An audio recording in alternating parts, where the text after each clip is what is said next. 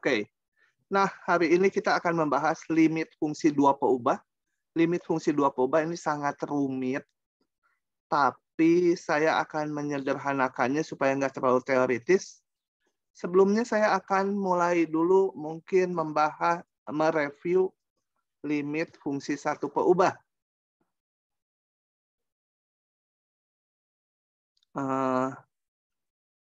Coba kita lihat kalau di fungsi satu peubah ya. Ini. Saya punya sebuah fungsi, katakan seperti ini. Nilainya di sini. Ini titik C. Apa yang dimaksud dengan limit X menuju C dari fungsi X ya. Ini X, ini Y dari Fx gitu ya. Nah, limit dari ini itu adalah mengamati kecenderungan nilai fungsi kalau X-nya mendekati C. Mendekati C bisa dari sebelah kanan C, bisa dari sebelah kiri C ya. Jadi ada dua arah mendekati C-nya. Bisa dari sana, kanan, atau bisa dari kiri. Jadi dikenal konsep limit kiri dan limit kanan. Jadi kalau kita amati fungsi ini, kalau saya amati dari sebelah kanan, jadi grafiknya yang ini.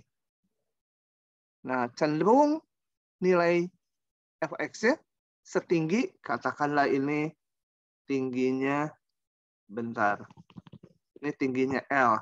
Maka cenderung kita katakan bahwa kalau X-nya mendekati C dari sebelah kanan, cenderung nilai fungsinya setinggi L. Bukan yang ini ya, cenderung. Jangan dilihat yang di C-nya. Ngelihatnya yang di luar C, cenderung berapa. Gitu ya, intuitifnya ya. Teoritisnya pakai epsilon delta, yang udah dibahas di semester 1. Demikian juga dari kiri, cenderung berapa? Oh, cenderung nilai fungsinya atau Y-nya setinggi L. Nah, kalau dari kiri kanan itu cenderung menuju satu nilai, dikatakan limit ini sama dengan L gitu ya. Nah, sekarang kalau di fungsi dua peubah. Fungsi dua peubah. Ini nantilah ada tambahan.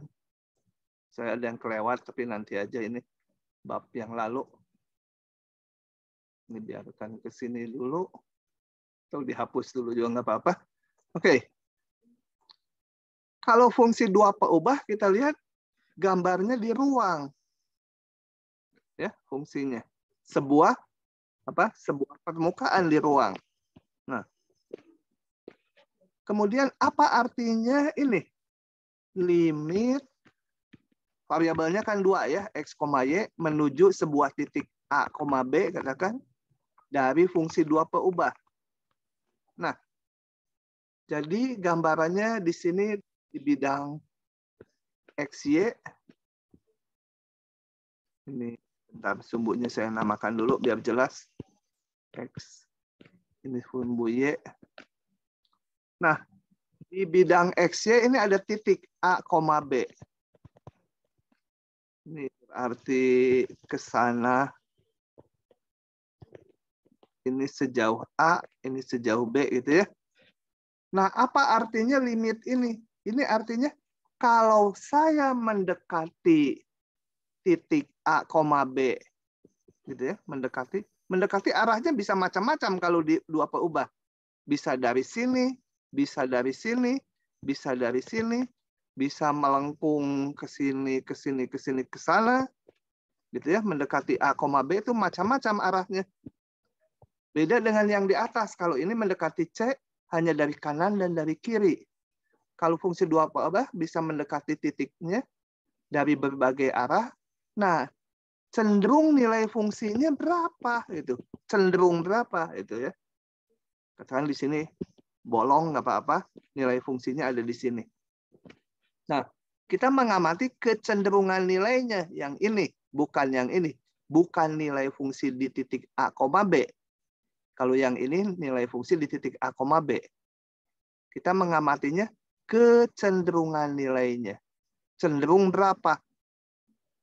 Kalau cenderung menuju satu nilai, dikatakan limitnya adalah nilai tersebut. Ya. Nah, supaya lebih jelas, saya akan perlihatkan gambar berikut. Sebentar. Ini. Yang pertama dulu. Saya ngeplot grafik ini, kita lihat agak besar. Gitu ya. Nah, nggak penting persamaannya, tapi ada grafik ini. Sorry, saya ubah dikit ini. Sumbunya supaya normal. Akses sama dengan normal. Nah, supaya sumbu-sumbunya jangan kotak kayak tadi. Ini saya punya sebuah fungsi dua peubah.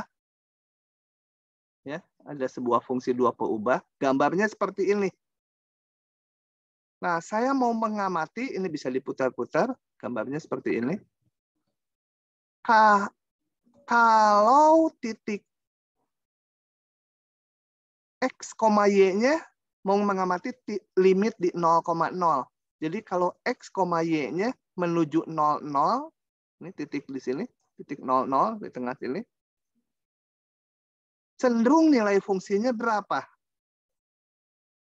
Nah, ini diperlihatkan di slide-nya di sini. Itu fungsi yang saya gambar adalah fungsi ini.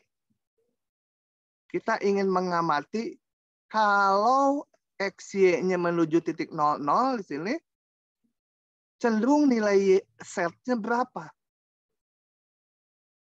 Nah, coba dari gambar dulu kita lihat. Kalau menuju 0,0, jalurnya bisa macam-macam. Bisa sepanjang sumbu X, bisa sepanjang sumbu Y, bisa sepanjang garis Y sama dengan X, bisa juga mungkin melengkung gitu ke sana. Ya. Bisa juga melengkung mungkin dari luar sini melengkung ke sana mendekati 0,0. Nah, cenderung setnya berapa? Nah, kita akan lihat dulu kalau mendekati 0,0 sepanjang sumbu X ini. Sepanjang sumbu X positif aja ya. Atau sumbu X positif dan negatif. Jadi sepanjang ini. Kita lihat nilai fungsinya berapa. Sepanjang sumbu X. Ini saya putar. Nilai fungsinya adalah puncak ini ya. Yang ini juga sama yang sumbu X negatif. Sepanjang sumbu X negatif yang ini. Nilai fungsinya cenderung ini. Dan ini tingginya adalah ada angkanya ini 1. Jadi nilainya 1 terus sepanjang sumbu X. Nilai setnya. Nilai setnya ini ke atas 1. Jadi kalau sepanjang sumbu X, cenderung nilainya 1. Ini kalau kita skalanya di zoom terus ya, gambarnya ya gini terus. Saya punya gambarnya di bawah yang di zoom. Ini intervalnya bayangkan nih. X-nya hanya 0,5 sampai 0,5, Y-nya juga sekian. Saya zoom lagi, masuk lagi ke dalam, gambarnya gini terus.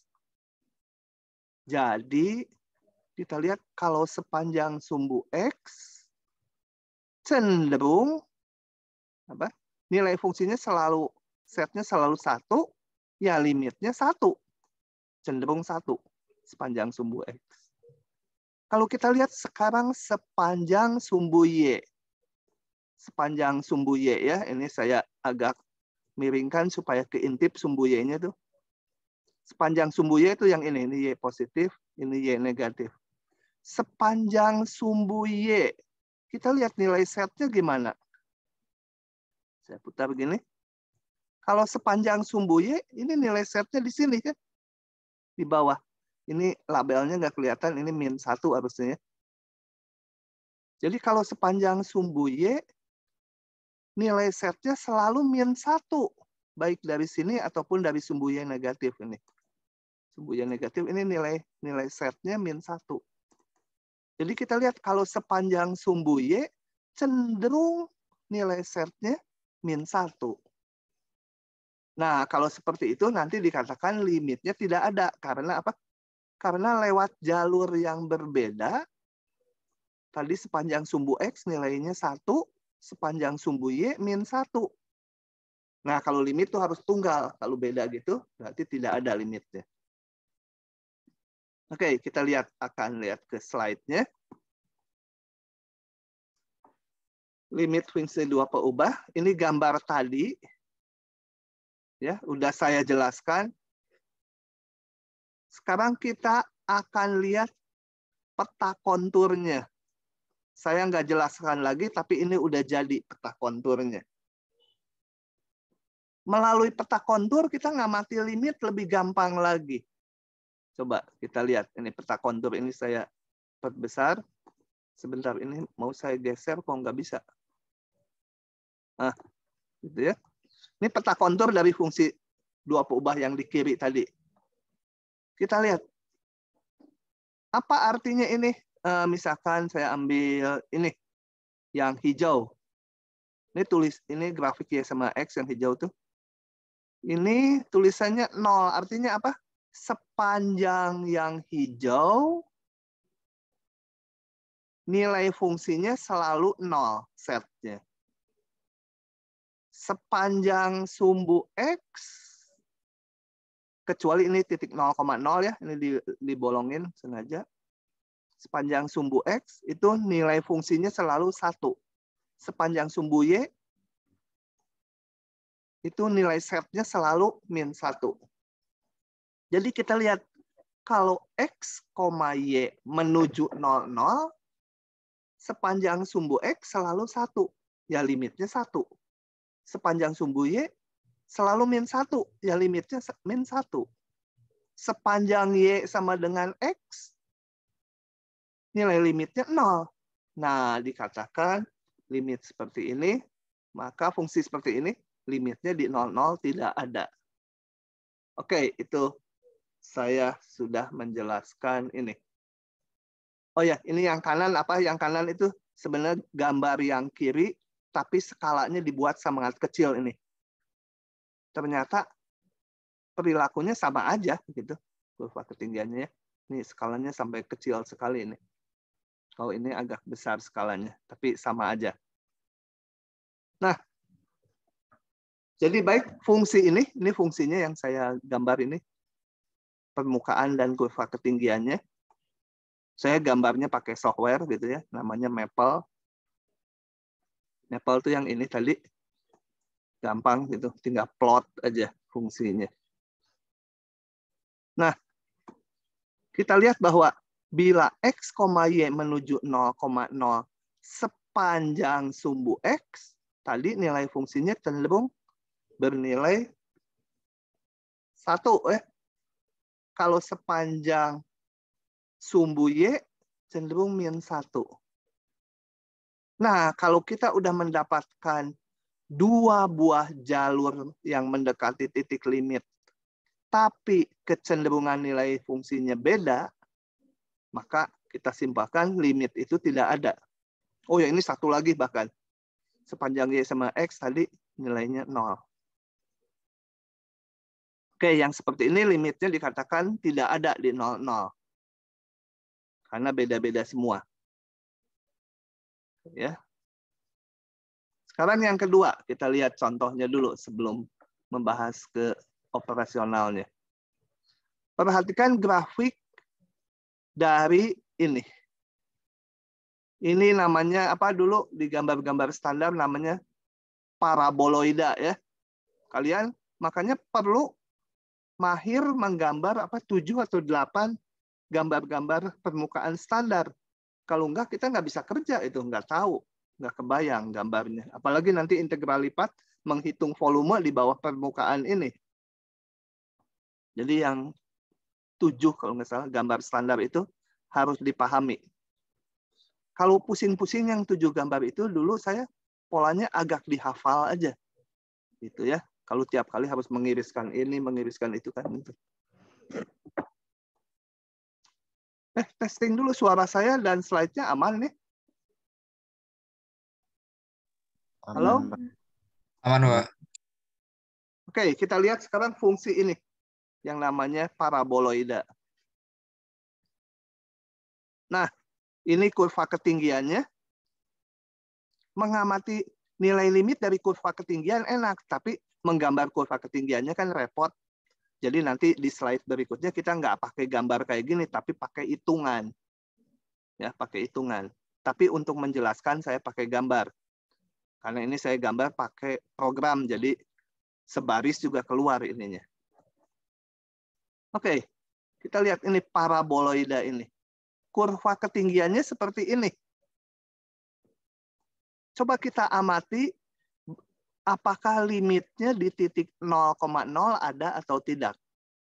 Jadi kita mau mengamati kecenderungan nilai Z saat X, Y-nya menuju 00. Tuh, menuju 00-nya digambarkan di gambar yang paling kanan. Ini saya perbesar ya. Jadi kurva ketinggiannya gini, kalian terima aja. Ini detailnya udah nggak dijelaskan ya. Nah, ini kita lihat.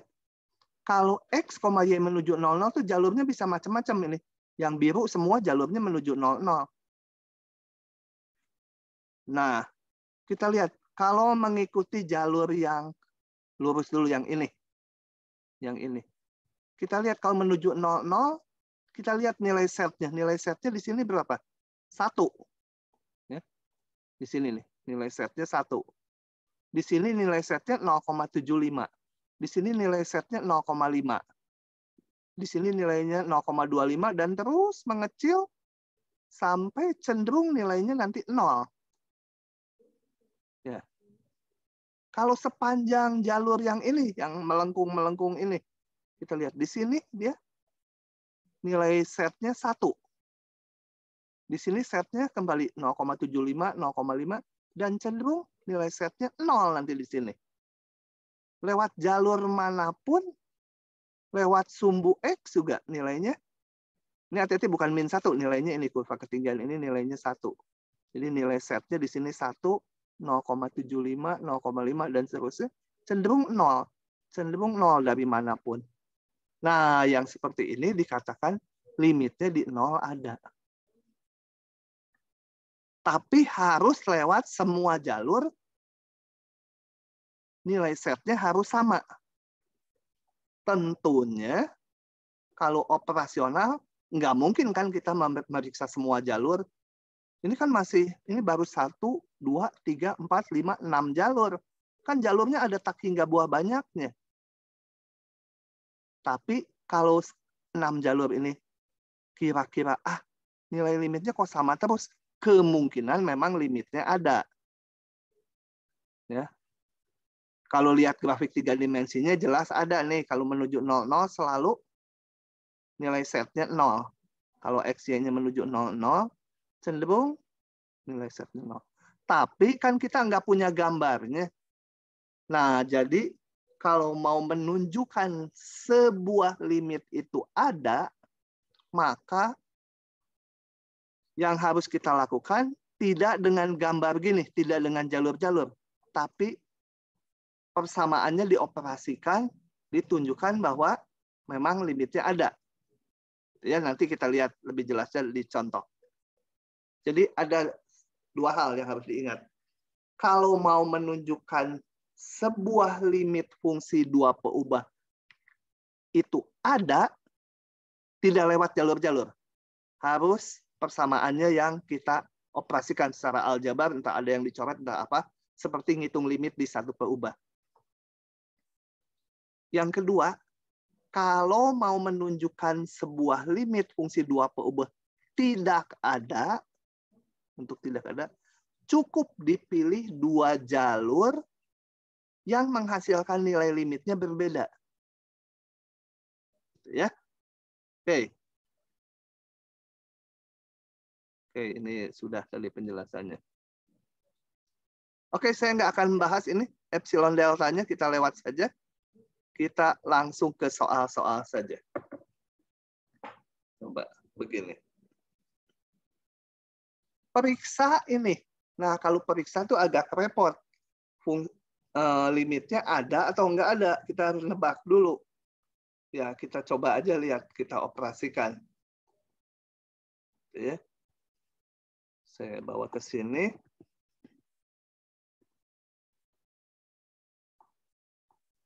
Nah, periksa limit ini. Nah, saya ngelihat-lihat bentuknya. Oh, ini bisa difaktorkan, bisa dicoret. Kemungkinan limitnya ada. Ya, coba dioperasikan. Kalau limitnya ada, kembali diingatkan, jangan pakai jalur-jalur ya. Karena kalau pakai jalur-jalur kan harus semua jalur. Kalau di bidang, jalurnya nanti tak hingga buah banyaknya. Masa diperiksa satu-satu? Nggak mungkin. Kalau lewat 2 jalur limitnya sama, nggak bisa menyimpulkan limitnya itu betul sama dengan itu. Itu ya. Jadi yang pakai jalur-jalur itu untuk menunjukkan limitnya tidak ada. Oke, yang ini saya nggak pakai jalur dulu. Coba operasikan dulu aja. Sama dengan limit kalau nggak ada masalah. Oh ya, saya lupa di depan. Coba ini kita masukkan aja, ada masalah nggak?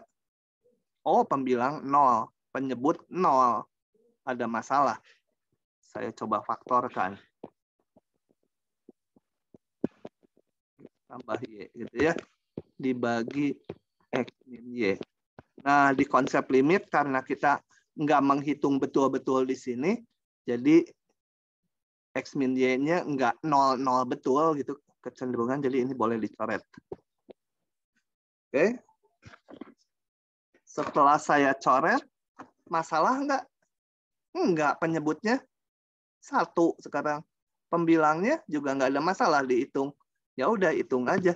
2 tambah 2 sama dengan 4. Jadi ini limitnya ada dan sama dengan 4. Gitu ya. Oke. Soal nomor berikutnya.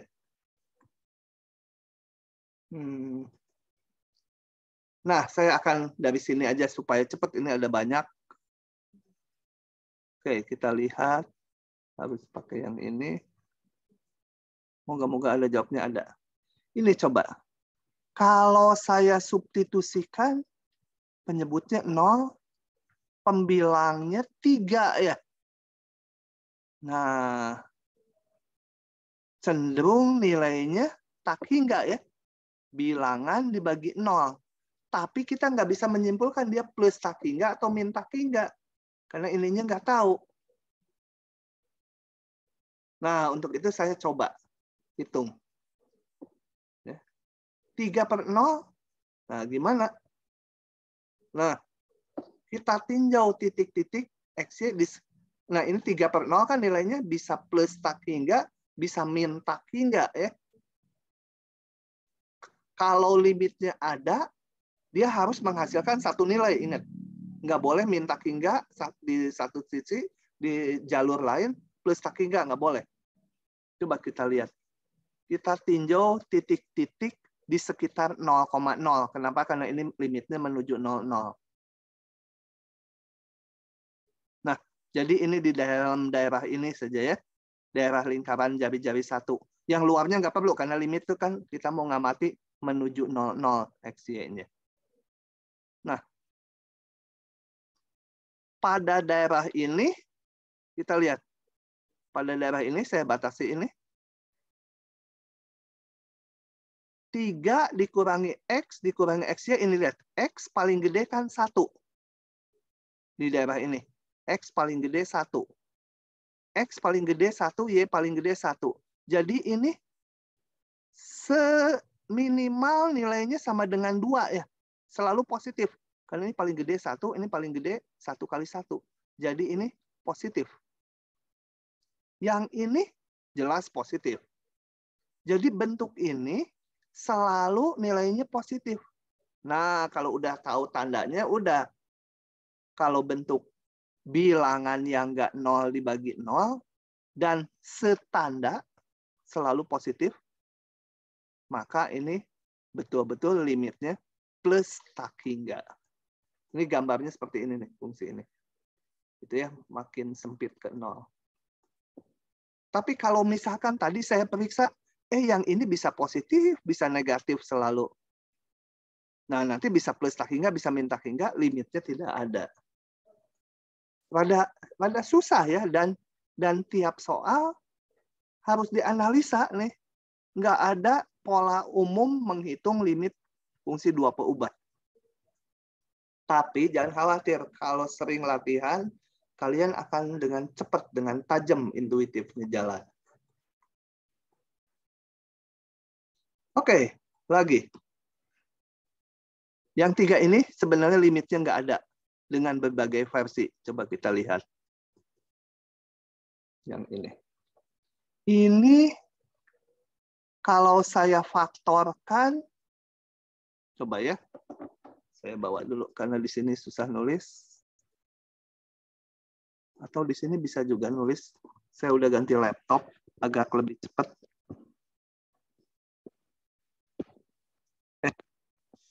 Sama dengan limit X, Y. Ternyata susah juga nulis di sini. Sebentar, saya crop dulu aja.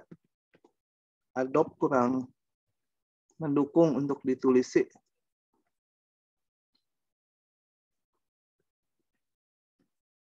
Oke, ini. Saya coba dengan memfaktorkan ya. Masalah nggak dulu?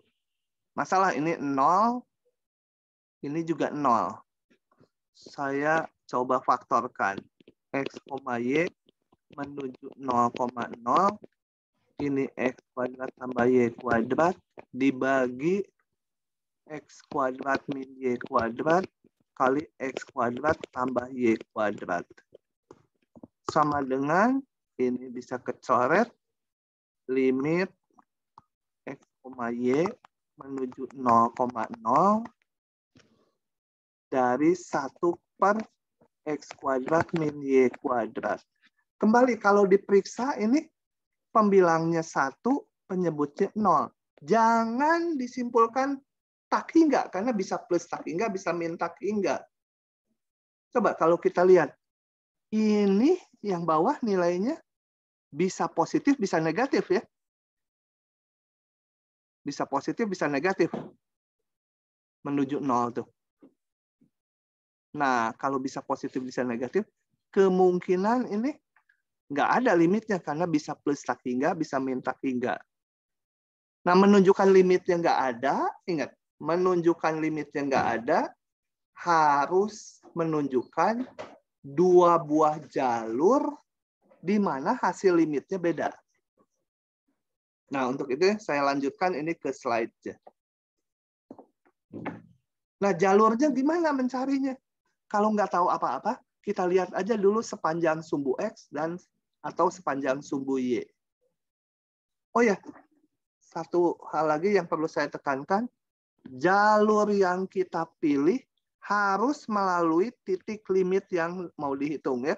Jadi tadi kalau ini X menuju 00, jalurnya boleh sepanjang sumbu X, lain boleh sepanjang sumbu Y, boleh sepanjang garis Y sama dengan X, boleh sepanjang garis Y sama dengan 2X. Tapi hati-hati kalau ada soal kayak gini. Menuju misalkan 1,2. Kita nggak boleh mengamatinya sepanjang sumbu X. Kenapa? Karena kalau titiknya 1,2, ini limitnya. Kalau sepanjang sumbu X, maka nggak menuju ke sana.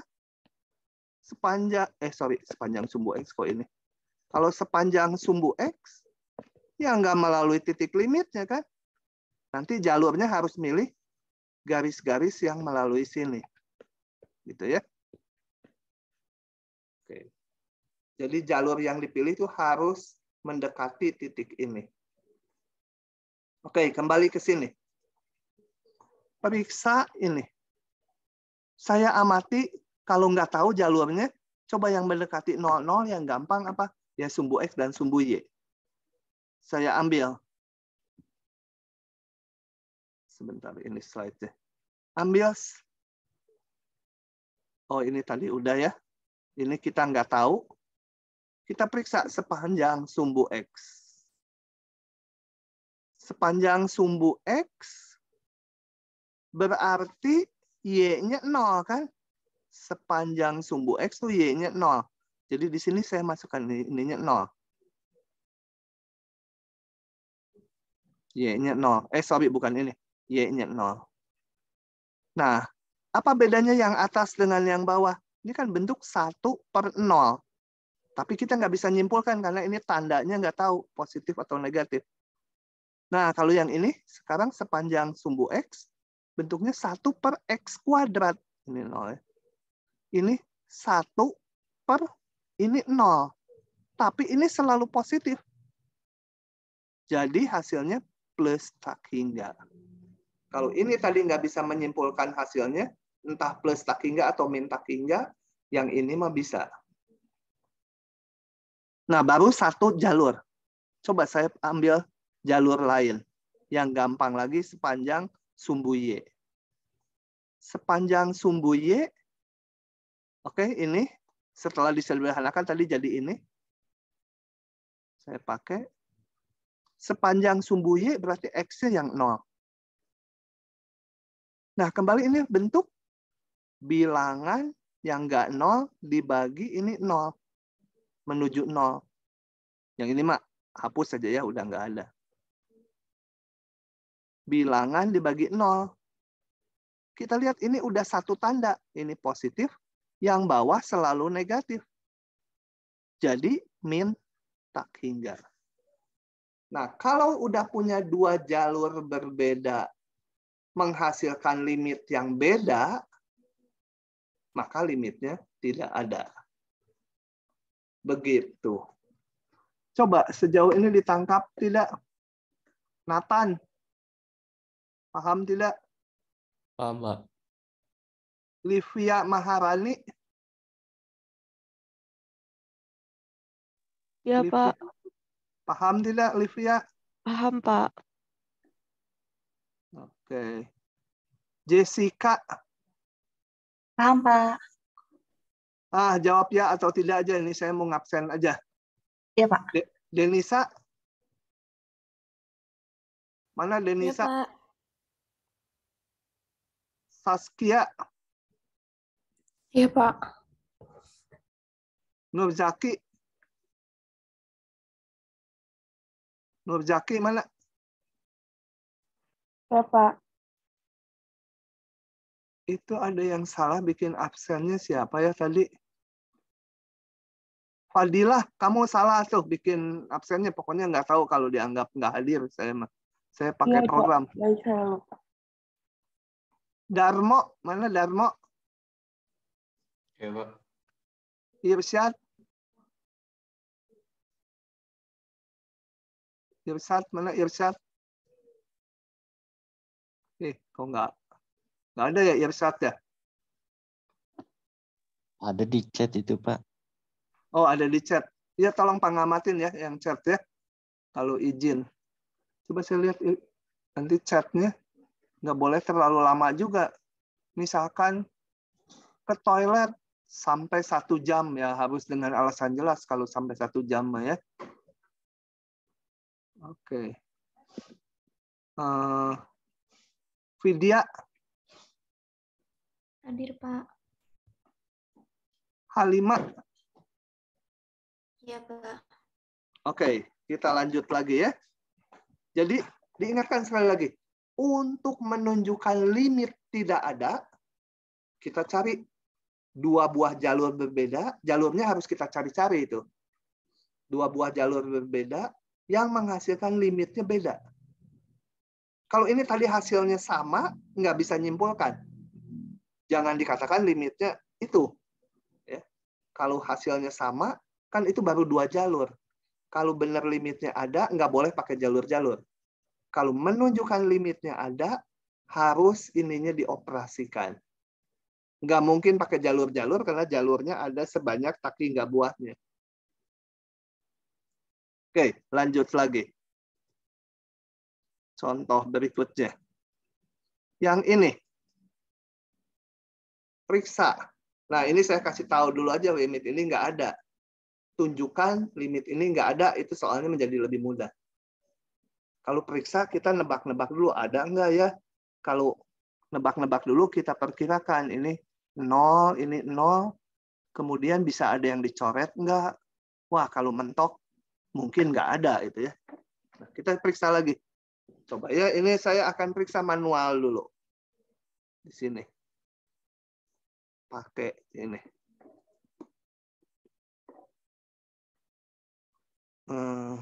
Oke. Ini. Saya periksanya bagaimana? Ya, arahan awal mah. Karena menuju 00 sepanjang sumbu X aja lagi ya. Coba.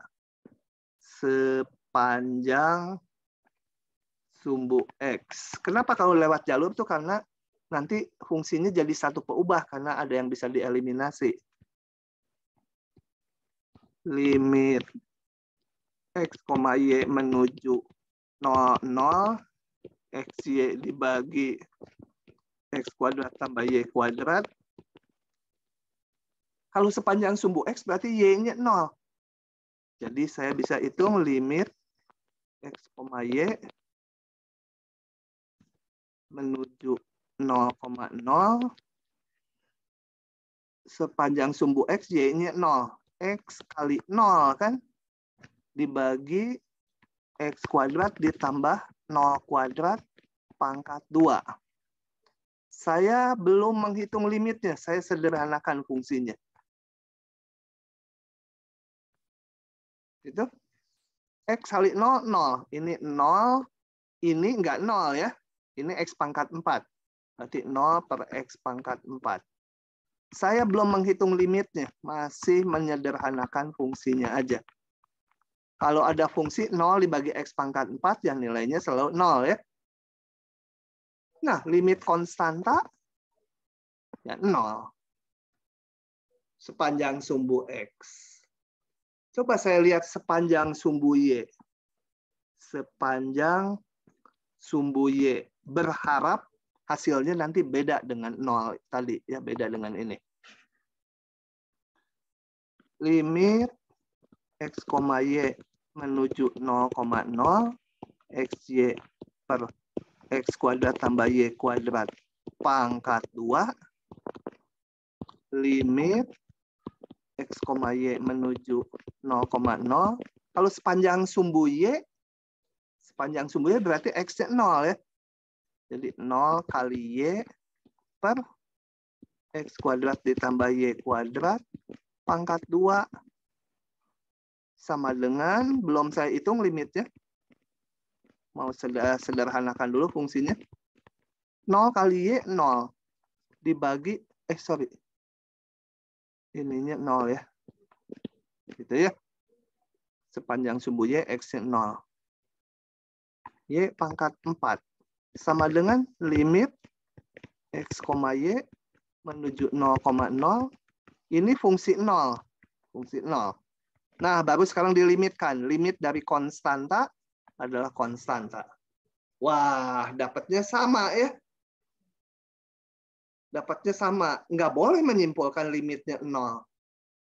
Cari jalur lagi. Karena saya menduga ini limitnya nggak ada. Cari jalur lain lagi. Nah, jalur lain laginya saya buka di sini. Sepanjang Y sama dengan X. X sama dengan Y. Gitu ya. Jadi nanti digabung dengan ini hasilnya ya. Sepanjang X sama dengan Y. Kembali hitung lagi. Limit ini. X-nya sama dengan Y. X-nya sama Y, jadi ini X-nya diganti Y. Y kuadrat. Ini X-nya diganti dengan Y, jadi Y kuadrat. Hitung. Oke. Nah, ini bentuk bilangan dibagi 0. Ini selalu positif. Ini juga selalu positif. Jadi plus tak hingga. Cukup. Kita udah bisa berhenti. Tadi sepanjang sumbu X hasilnya 0. Sedangkan sepanjang X sama dengan Y hasilnya plus tak hingga. Jadi ada dua jalur yang menghasilkan nilai limitnya beda. Jadi limitnya tidak ada. Kenapa ini masih ada? Karena saya kan di solusi yang ini tidak menggunakan ini. Kalau tidak menggunakan ini, saya cari lagi jalur lain lagi. Sepanjang X sama dengan min Y. Kalau dihitung limitnya, X-nya ganti dengan min Y.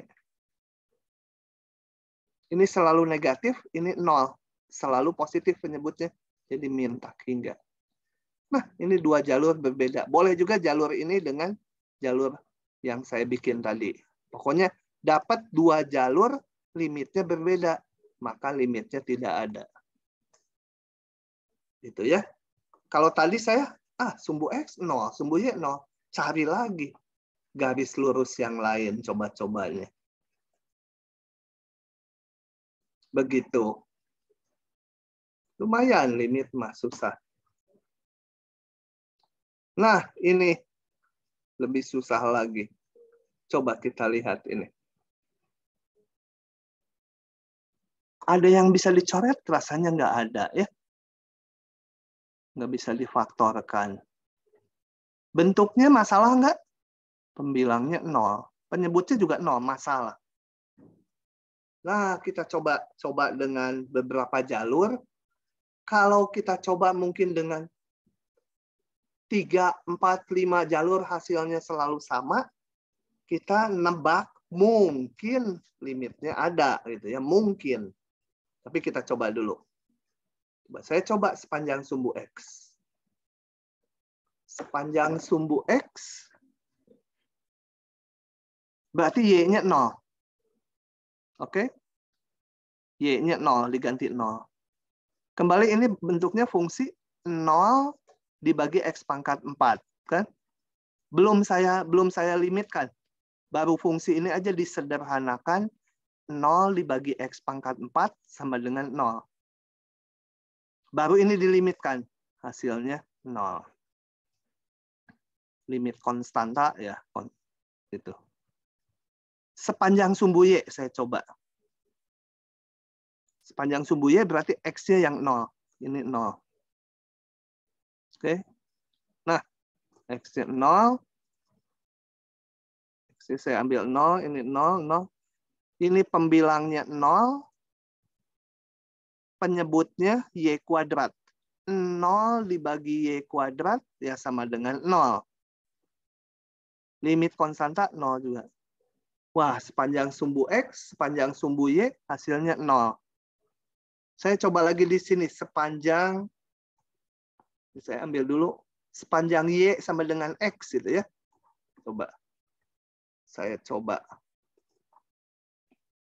Sini. Sepanjang, kegeser. Gimana kalau kegeser? Nah, sepanjang Y sama dengan X. Y sama dengan X menjadi limit, ini saya salin ulang soalnya, menuju 0,0 X kuadrat Y dibagi X pangkat 4 tambah Y kuadrat menjadi limit X, Y menuju 0, Y sama dengan X. Jadi X kuadrat kali X, Y-nya sama dengan X. Ini jalurnya. Ini X pangkat 4 ditambah Y kuadrat. Jadi X kuadrat gitu ya. Sama dengan limit X, Y menuju 0,0. Saya bagi apa ya? Saya bagi dengan X pangkat 3 aja ya. Jadi 1 atasnya dibagi X pangkat 3. Ini dikali 1/X pangkat 3. Ini 1/X pangkat 3. X pangkat 4 bagi X pangkat 3 tinggal 1. Ditambah ini 1/X ya. Oke. Begitu. Nah, ini kita lihat nilainya gimana? Sebentar, saya ngitungnya betul nggak ya? Itu X bukan, Pak? Yang satu. Yang sebelahnya 1/X. Kan X pangkat 4 dibagi X pangkat 3 itu, Pak? Ya. X bukan 1 ya? Oh, ini X ya? Iya, Pak. Aduh, bentuknya susah. Kalau gitu saya bagi dengan X kuadrat aja lah. Ini X kuadrat menjadi ini apa? X per, X kuadrat tambah 1. nah gitu. Nanti dulu, ngitung limitnya masih susah. 0 per, oh gampang ini ya. Ini gampang kan? Ininya 0, ininya 1, ininya 0 ya. Betul? 0 per 1 nggak ada masalah. Tapi hasilnya 0. Coba yang tadi berapa hasilnya? Moga-moga tadi bukan 0. Yang tadi juga 0 semua. Berarti kita udah 3 jalur, hasilnya 0 terus. Wah, belum, jangan nyimpulkan limitnya ada ya. Ini baru 3 jalur dari tak hingga buahnya jalur. Kalau nunjukkan ada, nggak boleh pakai jalur-jalur. Oke ya, ini. Sekarang saya coba kalau gitu, sepanjang garis lurus sembarang yang melalui 00. Saya pengennya jangan satu-satu gini, sembarang garis lurus yang melalui 00. Bentuknya apa? Y sama dengan MX ya. Tapi saya keluarkan jangan M-nya 0. Kalau M-nya 0, Y sama 0 ini. Sumbu Y. Kalau M-nya 0. Jadi M-nya yang bukan 0. Dan sepanjang sumbu Y kita udah periksa tadi. Di sini. Ya, kalau sepanjang sumbu Y. Jadi untuk M yang nggak 0, sepanjang sumbu X juga kita udah periksa tadi. Kalau sepanjang sumbu X berarti apa? Sorry. Sepanjang sumbu Y itu M-nya bukan 0. Sepanjang sumbu X itu kalau sepanjang sumbu X M-nya 0 ya. Itu udah diperiksa. Jadi yang bukan 0 gitu. Dan bukan juga sumbu Y. Jadi M-nya berhingga. Kalau sumbu Y itu kan tegak, kemiringannya tak hingga kalau tegak. Itu kita keluarkan jadi M-nya berhingga ya. M-nya bilangan real tapi M-nya yang bukan 0. Itu sepanjang garis kan? Ya sama MX itu ini. M-nya bisa negatif, bisa positif. Oke, kita lihat. Ini. Sepanjang garis ini. Dengan M nggak 0. Kalau 0, M-nya Y sama 0, sumbu X udah terperiksa. Sebenarnya sumbu Y juga kita keluarkan. Sepanjang sumbu Y udah diperiksa.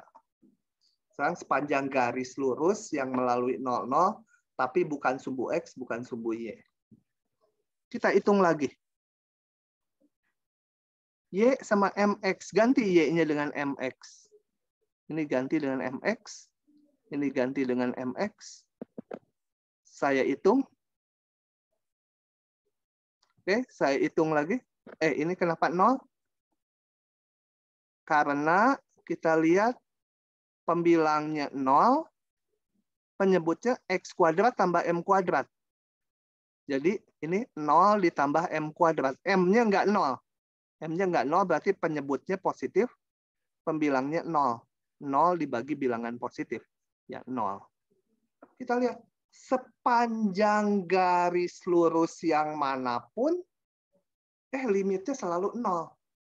Kembali, nggak boleh menyimpulkan limitnya sama dengan 0.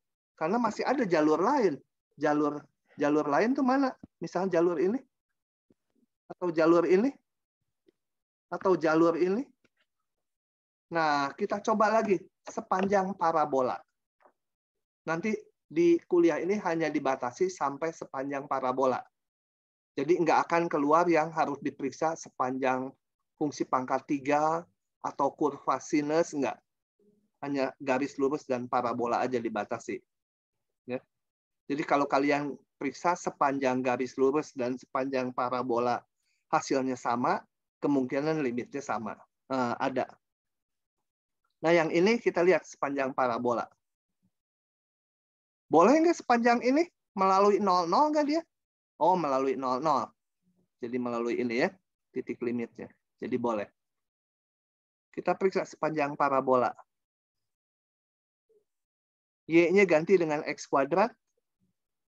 Ini Y-nya ganti dengan X kuadrat. Hitung. Ini bisa dicoret hasilnya setengah. Bahagia sekali karena ini beda. Ada 2 jalur atau yang ini aja. Yang ini jalurnya menghasilkan 0, yang ini jalurnya menghasilkan setengah. Yang ini nggak dipakai ya sama kita. Ada 2 jalur yang berbeda, hasil limitnya beda. Jadi limit ini tidak ada. Rumit yang ini ya. Oke, tapi pada prinsipnya yaitu limit itu kalau mau menunjukkan tidak ada, cari 2 jalur yang menghasilkan limitnya beda. Kalau limitnya ada, nggak boleh pakai jalur-jalur, ininya harus dioperasikan. Oke? Nah, saya pause dulu. Ini cukup berat ya. Kita pause dulu. Mau nanya, Pak. Oke, silakan tanya dulu. Kalau misalkan yang dibuktikan nanti pakai parabola itu hasilnya 0, berarti kesimpulannya limitnya ada? Sebenarnya nggak bisa. Tapi kalau di ujian ya, udah pakai garis lurus, udah pakai parabola, hasilnya sama, itu kemungkinan besar diberikan memang yang ada. Ya. Kalau secara benarnya ya nggak bisa. Harus diperiksa dengan jalur lain. Jalur sin X, jalur cos menuju 0, atau yang mana.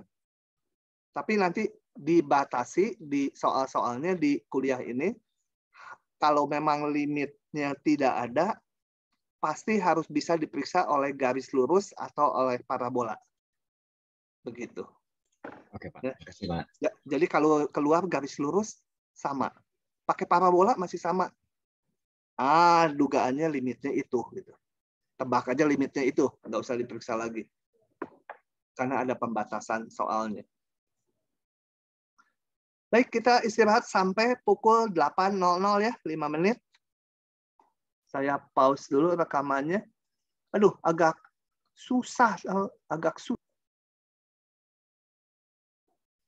Nah, saya review dulu sedikit di fungsi 2 peubah mengenai konsep kekontinuan. Coba kita lihat. Supaya apa? Gambarannya, intuitifnya masuk. Kalau intuitifnya masuk, nginget rumusnya gampang gitu ya. Lebih gampang, nggak gampang nggak. Saya juga banyak yang lupa, meskipun intuitifnya paham. Oke, coba kita lihat. Ada fungsi seperti ini. Nih, Y sama dengan fx. Ini titik C, nilai fungsinya katakan di sini. Ini tingginya katakan A, ini tingginya katakan B, itu ya.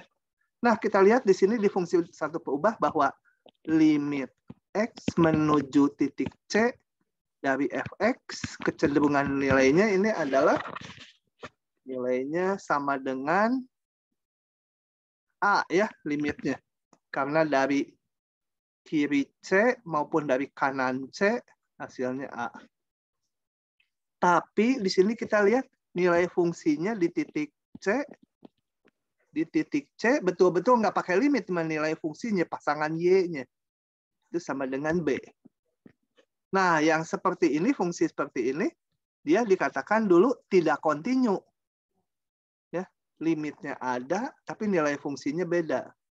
Kalau kontinu, itu harus nilai fungsinya juga di sini.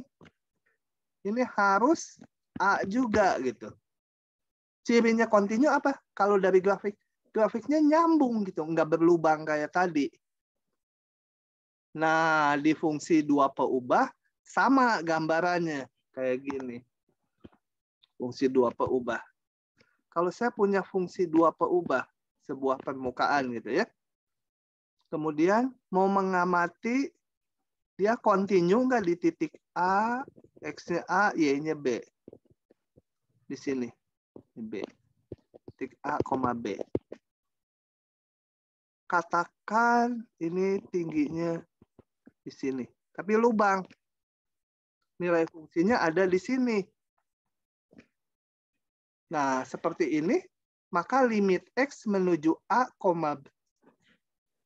bukan X, Y, menuju A, B, limitnya sih ada. Kecenderungan nilainya ya setinggi ini. Limitnya. Katakan kalau ini saya namakan L, limit X, Y menuju A, B itu dari fxy, limitnya ada, yaitu L. Tapi nilai fungsinya beda. Ini nilai fungsinya katakan setinggi M. Tapi nilai fungsinya di titik A, B, nilai fungsinya beda, yaitu sama dengan M. Nah, yang seperti ini juga nggak kontinu. Kalau kontinu, ini harus sama. Jadi misalkan nilai fungsinya bukan di sini. Saya hapus dulu. Saya ganti nilai fungsinya di sini. Jadi ini bukan M, tapi setinggi L juga. Nah, yang seperti ini namanya fungsinya kontinu. Gambar permukaannya nggak kepotong bolongan gitu ya. Nyambung, mulus.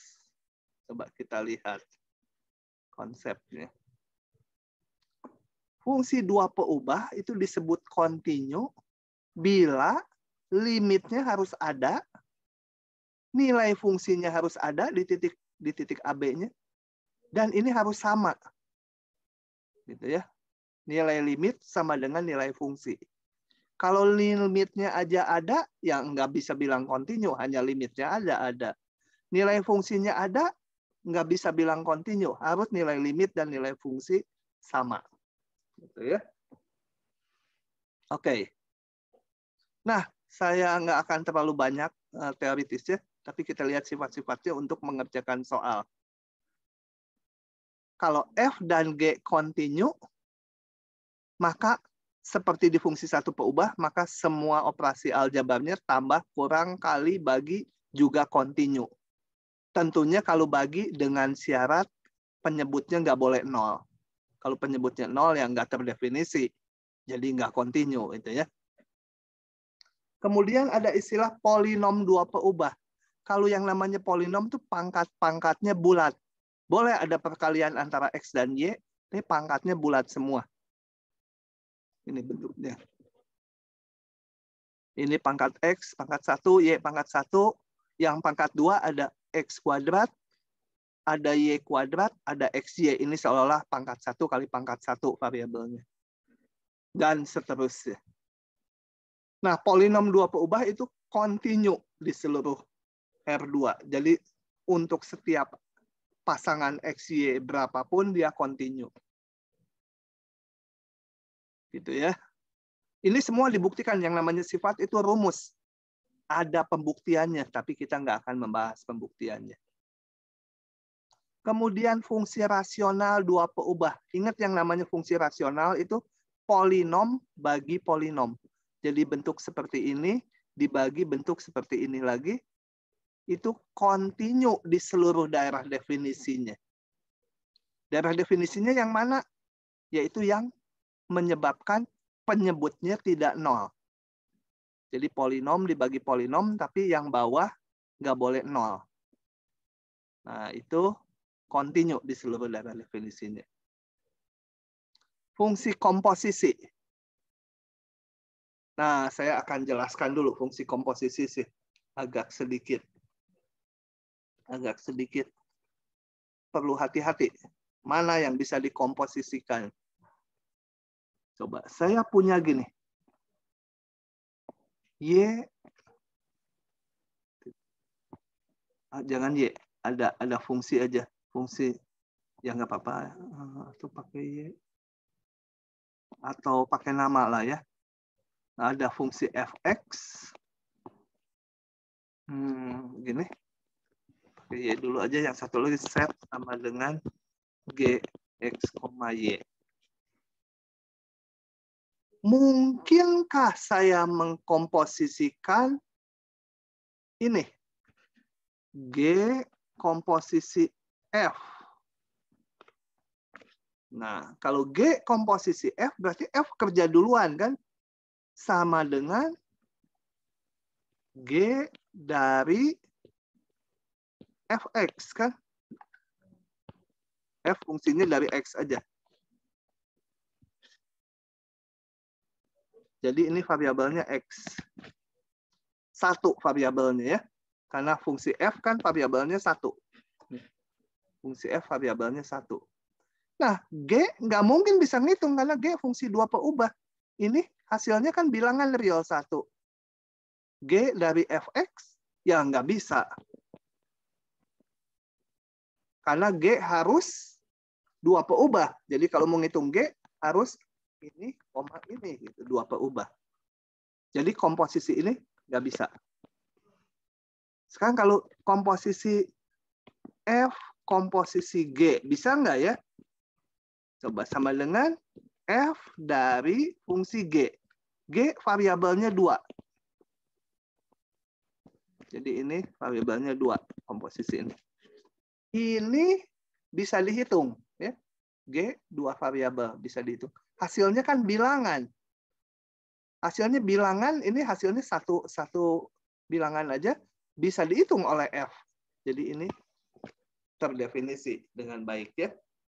Tapi atasnya nggak bisa. Oke, kita akan lihat hubungan kekontinuannya gini. Oh, sorry, saya gambar aja di sini karena susah itu nggak ada gambarnya.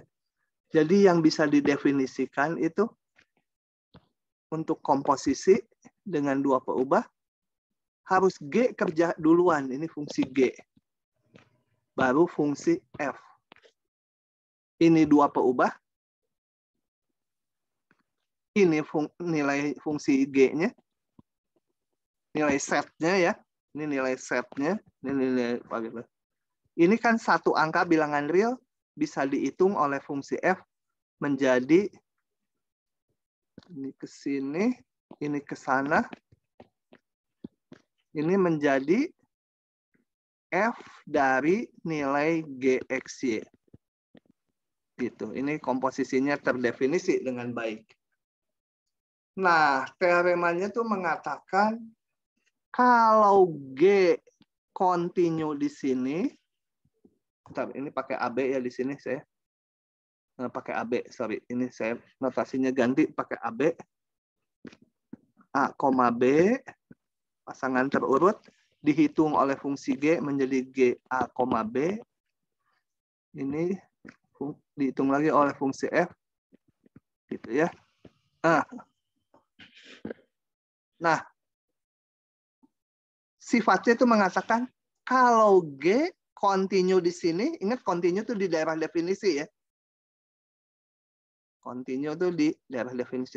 Kalau G continue di titik AB dan F continue di titik ini, maka komposisinya continue di titik ini. Ingat, kalau continue itu kayak ini. Fungsi satu perubah aja. Ini titik C.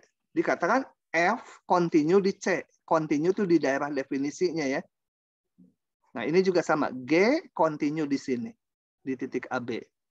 F, mana definisinya ada di sini? F. F continue di GAB. Maka komposisinya continue di titik AB. Komposisinya dari sini ke sini, kita lihat daerah definisinya ada yang di kiri.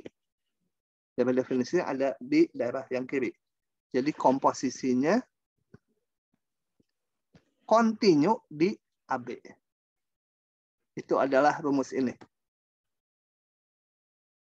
Ya.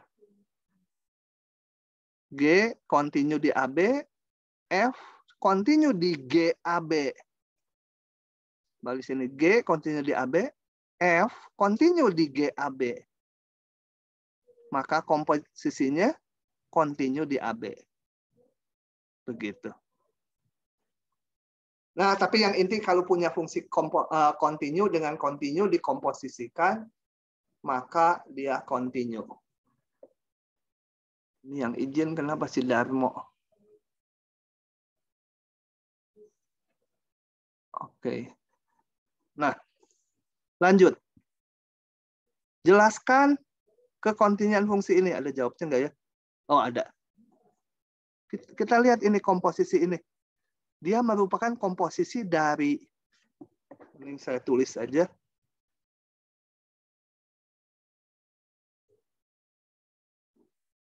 mengapa fungsi ini kontinu gitu ya. Oke, kita lihat. Ini bisa kita pandang sebagai komposisi dari fungsi ini dengan fungsi cos. Jadi kalau saya sebut misalkan G itu sama dengan X pangkat 3 min 4XY ditambah Y kuadrat. H itu sama dengan cos X. Maka kita lihat bahwa H komposisi G, variabelnya XY, G kerja duluan, sama dengan H dari fungsi G, sama dengan H dari G-nya tadi X pangkat 3 min 4XY ditambah Y kuadrat, itu G-nya. H-nya itu cos. H-nya kenakan jadi cos X pangkat 3 min 4XY ditambah Y kuadrat. Begitu. Nah, jadi tak lain fungsi semula itu komposisi dari dua fungsi ini. G kerja duluan, baru dihitung oleh H. Nah, ini kita lihat polinom dua peubah. Dia kontinu. Kontinu karena polinom dua peubah. Yang ini kontinu. Udah sering dibahas di matematika 1A ya. Maka komposisinya juga kontinu. Gitu penjelasannya. Oke, di sini itu ya. Ini komposisi. Nah, oke, itu yang saya jelaskan barusan. Bagaimana? Oh ya, kalau ini kita membahas kekontinuan di sebuah titik A, B. Kalau ada daerah di mana? Kalau bukan satu titik, tapi sebuah himpunan. Nah, fungsi dua peubah itu disebut kontinu di sebuah daerah, subset dari R2, bila dia kontinu di semua titik di sini. Ya, udah ini batas, nggak usah lah. Nah, sifat yang istimewa, bila F fungsi dua peubah, kemudian bila kita hitung turunan parsial yang ini, turun ke X, kemudian turun ke Y, yang ini turun ke Y, kemudian turun ke X, kalau kedua-dua fungsi ini kontinu, hasil turunannya, maka akan sama turunan parsial kedua ini. Nggak selalu sama ya. Fxy turun ke X, kemudian turun ke Y, sama turun ke Y dulu baru ke X, nggak selalu sama. Tapi kalau hasilnya fungsi yang kontinu, pasti sama. Oke. Nah, aduh, ini konsep yang bikin jenuh juga. Kita jalanin aja ini. Oke. Nanti saya sampai diferensial. Itu kekontinuan. Jadi kekontinuan intinya nilai fungsi sama dengan nilai limit di titik itu ya. Oke, itu. Kemudian diferensial fungsi dua peubah. Kemarin kita ada membahas, ini bagian yang bikin jenuh juga, saya habisin aja hari ini, nanti pertemuan berikutnya agak yang visualnya enak lagi. Daripada ini kita tunda nanti. Nah, diferensial fungsi dua peubah, saya nggak akan teoritis, ini sangat-sangat teoritis. Dan ini membahas pengertian turunan dari fungsi dua peubah lagi. Di depan ada turunan parsial, do F, do X, do F, do Y. Ada lagi turunan bentuk lain. Nah, saya hanya akan mengekspos ini. Jadi, saya nggak akan pakai slide ini. Coba saya akan rumuskan lebih sederhana lewat ini. Review dulu untuk fungsi satu perubah. Y sama dengan fx. Gitu. Sebentar, supaya cocok.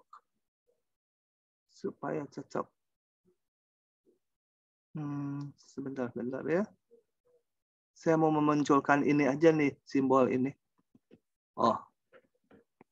Dan A itu ada di domain fungsi F.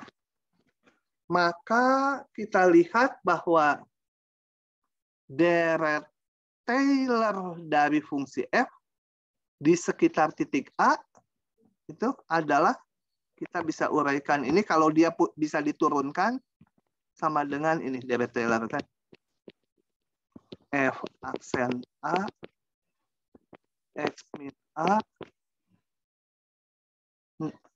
ditambah turunan 2 di titik A per 2 faktorial, ini di bab deret yang lalu ya.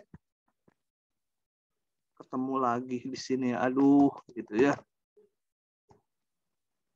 3 faktorial X min A pangkat 3 ditambah seterusnya. Oke. Nah, ini kan menyatakan turunan dari F di titik A. Nah, untuk fungsi dua peubah, modelnya mirip. Nggak akan saya turunkan panjang lebar dari sini. Saya akan langsung pakai ini. Rumus ini. Jadi, padanannya di fungsi dua peubah, ini susah juga ngomongnya. Kalau saya sekarang punya fungsi dua peubah, itu jadi set sama dengan fungsi XY, dan ininya kalau ini satu peubah hanya satu variabel, di sini ada dua variabel. Domain fungsi F yang ini ya, yang fungsi dua peubah. Maka ini bisa kita uraikan sebagai berikut. Fx, Y sama dengan padanannya nilai fungsi di titik ini ditambah. Nah, bagaimana turunan pertama ini? Bentuknya di sini namanya, nanti saya jelaskan isinya. Simbolnya aja dulu, grad F di titik A, B. Ini kan simbol baru ini. Dikali, sebentar jadi lupa, kali, oke. Ini ada sebuah vektor, H-nya tuh ini. H1, H2. Ya. Padanannya. Kali vektor. Yang ini X min A, ini X min A, Y min B. Ditambah suku berikutnya. Nggak usah kita lihat. Gitu ya. Mirip ya. Coba mengamati satu peubah kayak gini. Kalau ini ada dua peubah. Ada komponen bagian X, ada komponen bagian Y. Nah, apa yang dimaksud dengan ini? Ini dinamakan vektor. Vektor dia ya. Ini nggak ada gininya, kalau ada simbol segitiga terbalik itu di matematik udah artinya vektor. Vektor gradien dari F. Isinya adalah gradien F di titik XY sembarang itu isinya simpel, yaitu vektor berisi turunan ke X di titik XY dan turunan ke Y di titik XY. Itulah isinya vektor gradien. Ini kalian udah bisa ngitung kan ya? Kemarin udah dibahas turunan parsial. Jadi padanannya ini. Dari uraian deret Taylor ini Nah, di fungsi dua perubahan uraiannya seperti ini. Nanti masih ada suku keduanya, saat ini nggak kita butuhkan, biar aja. Nah, ini kan kalau ini turunan, ini juga turunan, tapi namanya vektor gradien. Karena agak rancu di fungsi dua peubah tuh, pengertian kalau pakai kata turunan. Karena apa? Ini turunan parsial. Ya, ini juga turunan. Ini yang masing-masing turunan parsial. Digandeng jadi vektor, namanya turunan juga. Kalau nyamakan ini kan ini turunan 1, ya ini sepertinya turunan 1 juga. Tapi dinamakan vektor gradien. Nanti ada lagi turunan berarah. Jadi yang namanya turunan tuh nggak semacam di dua peubah. Masing-masing punya nama. Yang ini namanya vektor gradien. Nah, inilah yang nanti perlu kalian ingat-ingat ya. Jadi di pasal ini sebenarnya teoritisnya mau memunculkan yang namanya vektor gradien aja. Oke, begitu. Kemudian karena dia vektor gradien, dia juga punya sifat-sifat berikut ini. Gradien dari penjumlahan sama dengan vektor gradien dari masing-masing. Oh ya, ini dibacanya grad ya. Ini dibacanya grad. Ini nih. Tuh, grad. Grad gitu ya. Gradien dari F di titik XY. Sebenarnya ini bukan huruf grad ya di Yunani, ini huruf nabla nabla, tapi dibacanya simbol ini kalau dikenakan fungsi grad F namanya. Nah, grad F tambah G sama grad F tambah grad G. Ini mah nggak diingat-ingat juga karena teratur, ingat sendiri. Ada konstanta, konstantanya bisa keluar. Perkalian kayak di perkalian turunan U kali V, turunannya kan U aksen V min U, ditambah UV aksen. Ini sama. Grad ini sama dengan grad F dikalikan G ditambah F-nya tetap kalikan grad G. Begitu. Oke, sifat ini juga nggak terlalu penting buat kalian lah. Kalau ini turunan parsialnya kontinu, maka grad ini ada gitu ya. Atau istilahnya kalau grad ini ada, dia terdiferensialkan. Oke, itu aja yang penting di vektor gradien yang juga bikin teoritisnya sangat pusing. Saya skip. Saya perlukan untuk operasionalnya aja ada vektor gradien dengan sifat-sifatnya.